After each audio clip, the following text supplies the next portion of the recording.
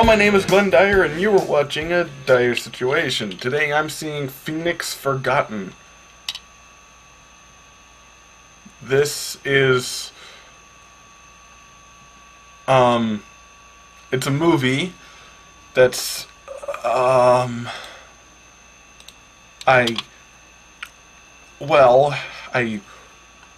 looked up the plot a week ago, and I'm stalling for time so I can get to the IMDb page. Okay, so it's about, three teenagers have disappeared, and, now unseen footage from the day they did it has been discovered.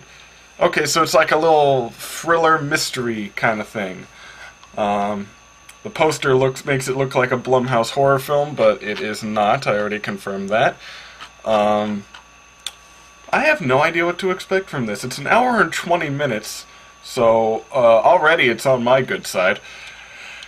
And, yeah, I have absolutely no idea what to expect. This could be terrible, this could be boring, this could be anything. The possibilities are endless. Let's get to it.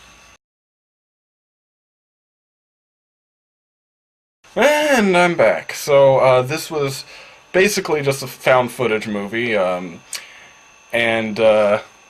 yeah, it's a found footage thing, very, very similar to Blair Witch. It clearly took a lot out of Blair Witch, where in fact, like, to a pretty extreme degree, the movie is like a documentary after the fact of some weird events happening, and they go to investigate it, and they find something mysterious at the end, you know. In fact, very similar, to the point where it actually breaks the flow of the movie, but I'll get into that. So what's this about? So, 20 years earlier, some douchebag who wears a beret, was filming his sister's birthday party, and then just so happened to see lights in the sky, and it was like, oh my god, it's an UFO. And, for some reason, you know, look at the UFO. What do you think, person who isn't the UFO? Stop turning the fucking camera away from the UFO, you brat. And yeah, so the movie just kind of spirals from that, like, he's investigating and stuff, and we know something happened to him. Because his sister, 20 years later, I think it was his sister, is trying to investigate what's going on. And here's where it kind of breaks, and it's towards the end, yeah, but still. Essentially, this isn't really spoiling, like, the plot or anything, but for most of the movie, it's a straight documentary. Like, in fact, it kind of impressed me at the beginning, because I was wondering, is this a real documentary, or is this a fake one? Like, it kind of drew me in for a little bit. There were clues that it wasn't, but still, it was putting in a lot more effort, even more than the Blair Witch did, to make it seem very, very real. Like, this is the kind of thing you would kind of be filming, I suppose, or at the very least with the old high 8 tapes that they found, like, this is high 8, by the way, you know, that's just extra footage. They were never going to put that in a documentary or something. They just happened to be filming it for posterity's sake, I suppose. And, you know, it worked. It worked to a level. But then the ending, and the ending kind of... The problem is, as I said, it's framed like a documentary with his sister as the documentarian, but at the very end they find a super special tape that they haven't found before, and they just play it from beginning to end, and at the end of the tape, the movie's over. And we never see his sister again. She never investigates the footage on the tape. We never see her do that. The documentary doesn't wrap up, and it makes it feel very pointless. It makes it like it feels like a very obvious, just like host segment almost, to like as if they've just filmed honestly a genuine high 8 Blair Witch Project kind of thing, or less so than that, because like he wasn't making a documentary necessarily. He was just trying to capture the footage for it, but she is making a documentary. So it's almost like they had like 45 minutes of some horror movie that they were working on, and then somebody said, no, wait, that Blair Witch remake came out like a few months ago, let's try and make something like that. let's make something, let's retrofit it to make it more Blair Witch-like. That's kind of what it feels like. But that doesn't make any sense, because we see some high-8 footage from the beginning, and she was in there, unless it was like an insert. Whatever.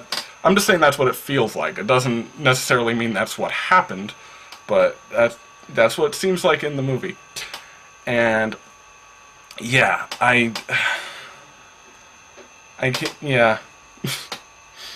I'm not sure I can recommend it. I mean, it has moments. It has moments. It honestly does. Like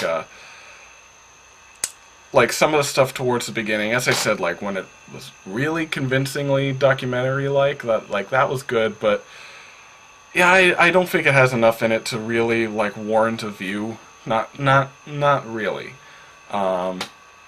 Especially like especially towards the end, not only just because like it breaks the documentary format, but also because it starts becoming not like unreal, kind of like it seemed to get really obsessed with its own like lore and stuff, like how these aliens work and all that, and yeah, that's not what the movie's focus should have been. It's not what it was during most of it. During most of it, it was just the mystery. And yeah, that got broken, to say the least.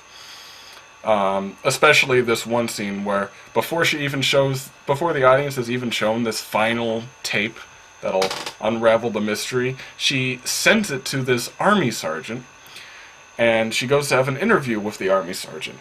And we can't hear the whole conversation, but you basically hear like, "I'm sorry, I can't do it," or something like that. "Can't do this interview."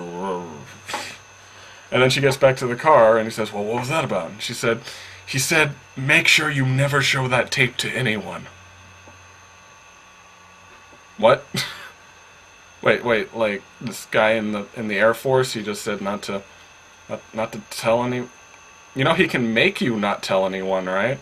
Like he can get a warrant out to seek and destroy all copies of that. Like, is he just taking it on the honor system? Because clearly, if this movie's here, that honor system didn't work very well. That's pretty stupid. I gotta say, it was clearly just a ploy to draw out the movie's length a bit. The movie is very short, an hour 20 minutes, which is the best part of it, honestly. But yeah, it's just ploys like that. There's a lot of padding, I'll say that. And yeah, I'm not sure it's worth it for what little you get versus how much you have to take in. Yeah, can't recommend it. So until next time, I'm Glenn Dyer, and you have been watching A Dire Situation.